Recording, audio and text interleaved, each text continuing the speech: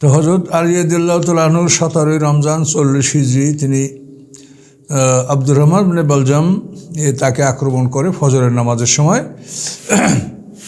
এর একদিন পরে তিনি শাহাদাত বরণ করেন এই আঘাতেই।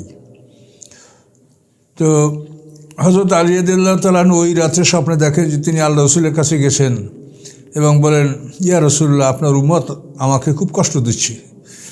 তখন আল্লাহ রাসূল বলেন যে, আলী, তুমি তাদের জন্য বদদোয়া করো। তো হযরত আলী বললেন যে, আমি আল্লাহর কাছে বললাম যে, আল্লাহ, এদের পরিবর্তে আমাকে ভালো মানুষ দান করেন, আর আমার পরিবর্তে এদেরকে আপনি খারাপ শাসক দান করেন। তো এই স্বপ্ন হযরত আলী রাদিয়াল্লাহু তাআলা আনহু তার পরিবারের লোকজনকেও বলছিলেন যে আমার সময় ঘনিয়ে আসছে, এবং ওই দিনই ফজরের সময় উনি আততায়ীর হাতে আব্দুর রহমান ইবনে বালজাম, যে হযরত আলীকে, এরা খারিজির লোক, খারিজি সম্প্রদায়ের লোক, তারপরে বুকার ইবনে হামান, এ পরিকল্পনা ছিল আমর ইবনে আসকে হত্যা করার জন্য, তারপরে বকর ইবনে আবদুল্লাহ এ পরিকল্পনা নিয়েছিল মুআবিয়াকে হত্যা করার, কিন্তু ওরা দুজনেই ধরা পড়েছে এবং ওরা নিহত হয়েছে। এই একমাত্র আব্দুর রহমান ইবনে বালজাম এও ধরা পড়েছে। তো এভাবে হযরত আলী রাদিয়াল্লাহু শাহাদাত বরণ করার পরে মানে খোলাফায়ে রাশিদিনদের যুগ শেষ হয়ে গেল। তো হযরত আলী রাদিয়াল্লাহু শাহাদাত বরণ করার পরে মানে আলী রাদিয়াল্লাহু খেলাফত, দারুল খেলাফা, তার রাজধানী ছিল কুফা বসরা। তো এই অঞ্চলের লোকেরা হযরত হাসান রাদিয়াল্লাহু তাআলা আনহুর হাতে তারা বায়াত গ্রহণ করলেন এবং তারা হাসান রাদিয়াল্লাহু তাআলা আনহুকে তাদের ইমাম বা খলিফা হিসেবে মনোনীত করলেন। তো হাসান রাদিয়াল্লাহু তাআলা আনহু উনি 6 মাস পর্যন্ত এই দায়িত্বে ছিলেন। 18 রমজান 40 হিজরি থেকে ইমাম হোসেন রাদিয়াল্লাহু তাআলা আনহু উনি মানে ক্ষমতায় ছিলেন বলতে হবে। এরপরে 25 রবিউল আউয়াল 41 হিজরি থেকে মুআবিয়ার সম্পূর্ণ শাসন শুরু হয়। অর্থাৎ ইমাম হোসেন রাদিয়াল্লাহু তাআলা আনহু এই যে 6 মাস দায়িত্বে ছিলেন, এই 6 মাস নিয়েই কিন্তু খোলাফায়ে রাশিদিনের 30 বছর পূর্ণ হয়, তা না হলে 29.5 বছর হয়। তো আল্লাহ রসুল বলছেন, খেলাফাতু মিন বাদি সালাসুনা সানা, আল্লাহ রসুল বলছেন যে আমার পরে খেলাফত হবে 30 বছরের। এটাই ইমাম হোসেন রাদিয়াল্লাহু তাআলা আনহুর এই 6 মাস যদি ধরা হয় তাহলে খেলাফতটা 30 বছর পূর্ণ হয়।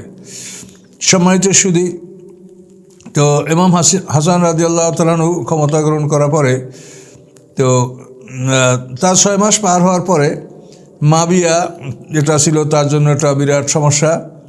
সে 60,000 সৈন্য নিয়ে কুফার দিকে, কুফা বসরা এদিকে অগ্রসর হলো যে ইমাম হোসেন রাদিয়াল্লাহু তাআলার বিরুদ্ধে যুদ্ধ করবে।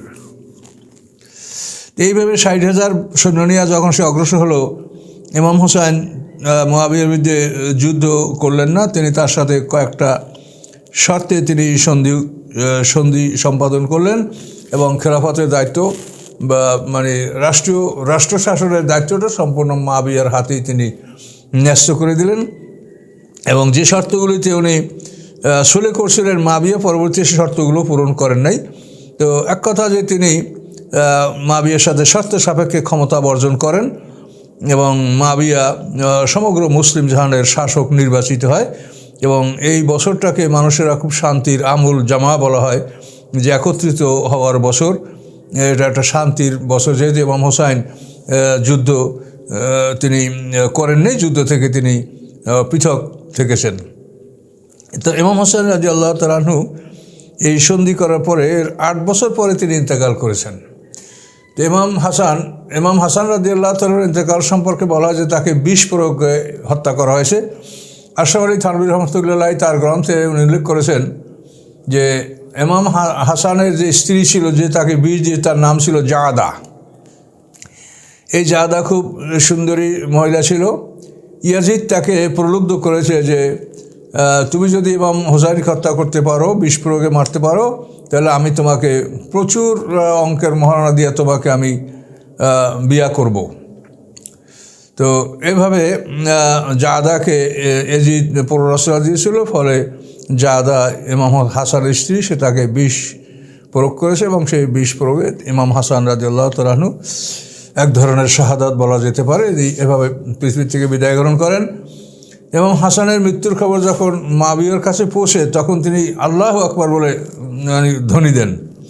তখন মুআবিয়ার ঘরের স্ত্রী ফাক্তা সে বলে যে ফাতেমার ছেলে আলীর ছেলে মারা গেছে, তুমি আল্লাহু আকবার বললে খুশি হয়ে। তখন উনি বলেন যে দেখো, এটা আমি আমার শত্রুর ধ্বংস এর জন্য না, আমার একটা মনের শান্তি, আমি এটা আল্লাহু আকবার বলে মনের শান্তি পেয়েছি। তো যাই হোক, ইমাম হাসান রাদিয়াল্লাহু তাআলা আনহু বিদায় গ্রহণ করার পরে পৃথিবী থেকে, তো 25শে রবিউল আউয়াল 41 হিজরি আমিরে মুআবিয়া সমগ্র মুসলিম জাহানের শাসক নির্বাচিত হন। এখন আর তার সামনে আর কোনো সমস্যা নাই। তো এভাবেই তার শাসনামল শুরু হয়। শাসনামল শুরু হওয়ার পরে আমিরে মুআবিয়ার জন্য যে চিন্তার বিষয়গুলি ছিল, একটা হলো হযরত আলী রাদিয়াল্লাহু সমর্থক, তারা ব্যাপক আলী রাদিয়াল্লাহু সমর্থক যারা তারা আছে সমাজে ব্যাপক, তো এদের ব্যাপারে তার একটা চিন্তা। আর হলো খারিজি, যাদের বিরুদ্ধে হযরত আলী রাদিয়াল্লাহু যুদ্ধ করেছেন, যাদের মনোভাব হচ্ছে যে আল্লাহ ছাড়া কাউকে বিচারক মানা যায় না, এবং খারিজিরা ছাড়া সমস্ত মুসলমানরা মুবাহুদ্দম, অর্থাৎ তাদের সবাইকে হত্যা করা যায়। এই আকিদার কঠিন একদল মানুষ, তারা খুব শক্ত আকিদা, এবং এই আকিদায় খুব কঠিন। তাদের লোকজন ছিল কম, কিন্তু তারা এই আকিদা যারা পোষণ করতো খুবই কঠিন লোক ছিল, তারা কোনোভাবে পরাজয় বরণ করতে চাইতো না। তো এই দলটা মুআবিয়ার আমলেও এটার অস্তিত্ব ছিল। এরপরে আলী রাদিয়াল্লাহু তাআলা আনহুর দলে একটা লোক ছিল খুবই শক্তিশালী, সে হলো জিয়াদ ইবনে সুমাইয়া। এই জিয়াদ ইবনে সুমাইয়া হযরত আলী রাদিয়াল্লাহু জামানায় তাকে পারস্যের গভর্নর করা হয়েছিল। এই লোকটার ইতিহাস, সুমাইয়া হলো তার মায়ের নাম, কিন্তু তার বাবার নাম জানা নাই কারো। এই জিয়াদ ইবনে সুমাইয়া বা জিয়াদ ইবনে আবিহে এ খুব শক্তিশালী লোক ছিল এবং আলী রাদিয়াল্লাহু সমর্থক ছিল। তো মুআবিয়া চিন্তা করলো যে এই লোকটাকে যদি আমি বাগে আনতে না পারি, তাহলে ভবিষ্যতে এই লোকটার নেতৃত্বে শিয়ানে আলী বা আলীর দল তারা আবার মাথাচাড়া দিয়ে উঠতে পারে। তখন মুআবিয়া এই লোকটার পিছনে মেহনত করতে লাগলো যে জিয়াদ ইবনে সুমাইয়াকে কীভাবে তার দলে নেওয়া যায়। আমরা আগেই বলেছি যে ইসলামের ইতিহাসে ওই সময় 4টা লোক ছিল অ্যাস্ট্রিট পলিটিশিয়ান। তার মধ্যে 1 নম্বর আমির মুআবিয়া, 2 নম্বর আমর ইবনে আস, 3 নম্বর হলো মুগিরা ইবনে শুবা, 4 নম্বরে জিয়াদ ইবনে সুমাইয়া। তো এই লোকটাকে বাগে নেওয়ার জন্য মুআবিয়া তাকে বিভিন্ন রকমের সুযোগ সুবিধা, গভর্নরি দেওয়া বা অর্থ সম্পদ, কোনোভাবেই তাকে রাজি করতে পারছিল না। শেষ পর্যন্ত সে এমন একটা কৌশল অবলম্বন করলো, সেটা খুবই মারাত্মক কৌশল। সেটা হলো জিয়াদকে সে বললো যে জিয়াদ, তুমি একটা ব্যাপারে লজ্জিত যে তোমার বাবার নাম নাই। তাহলে আমি জানি তোমার বাবাকে, তোমার বাবা হচ্ছে আমার বাবা আবু সুফিয়ান, তোমার মায়ের সাথে আমার বাবার সম্পর্ক ছিল, সেই হিসেবে তুমি জন্মগ্রহণ করছো। তো আমি তোমাকে ভাই বলে ঘোষণা করব, এবং তুমি এরপর লিখবে জিয়াদ ইবনে আবু সুফিয়ান, এবং আমি ঘোষণা করব যে জিয়াদ আমার ভাই। এটা হলো জাহিলিয়াতের একটা বিধান ছিল, এটাকে বলে ইস্তিলহাক। এই বিধান ইসলাম এটাকে রহিত করে দিয়েছিল। ইস্তিলহাক বিধান হচ্ছে এইরকম বড় বড় নেতা সর্দাররা নিম্নমানের মহিলাদের দাসীদের সাথেও বা নিম্নমানের নারীদের সাথে তারা জেনায় লিপ্ত হতো। সেখানে কোনো উল্লেখযোগ্য সন্তান হলে বা গ্রহণযোগ্য সন্তান হলে, তাদের পছন্দনীয় কোনো সন্তান হলে এই সন্তানটাকে তাদের সন্তানদের সাথে মিলিয়ে নিত। ইস্তেলহাক মানে মিলিয়ে নেওয়া, এবং মিলিয়ে নিয়ে তাকে সন্তানের মর্যাদা দেওয়া হতো, এবং সন্তানের মতো তাকে ধন সম্পদের যে অংশীদার তাও এভাবে করা হতো। এই ইস্তিলহাক, তারপর ইস্তিবজা আইন, ইস্তিবজা সম্পর্কে হয়তো আমরা আলোচনা করেছি অন্য জায়গায়। তো ইস্তিবজাটাও হলো, এটাও জাহেলিয়াতে আইন ছিল, ইসলাম এটাকে ধ্বংস করে। ইস্তিবজা হলো যে সমস্ত নারীরা গর্ভধারণ যে সমস্ত নারীদের স্বামীরা স্ত্রীকে গর্ভবতী বানাতে পারে না, যাদের বিগেটিং ক্যাপাসিটি নাই, তারা স্ত্রীকে অনুমতি দিয়ে দেবে যে তুমি ঘর থেকে বের হয়ে তোমার পছন্দ মতো পুরুষের সাথে মেলামেশা করে তুমি গর্ভবতী হয়ে তুমি ফিরে আসবে, গর্ভ নিশ্চিত হওয়ার পর ফিরে আসবে। এটা হলো ইস্তিবজা, এটা জাহিলিয়াতে আইন ছিল। ওলীদ ইবনে মুগিরা কিন্তু ইস্তিবজার সন্তান, সে বাবার সন্তান ওলীদ ইবনে মুগিরা, আরবের শ্রেষ্ঠ ধনী। তো এই সমস্ত বিধানগুলি ছিল জাহিলিয়াতে, ইস্তিবজা, ইস্তিলহাক। তো আবু সুফিয়ান সেই জাহিলিয়াতের আইনকে ফিরে আনলো। সেই জাহিলিয়াতের আইন মোতাবেক সে এই জিয়াদ ইবনে সুমাইয়াকে বলল যে তুমি আমার বাবার সন্তান, তোমার পিতা আবু সুফিয়ান, আমি তোমার ভাই, কাজী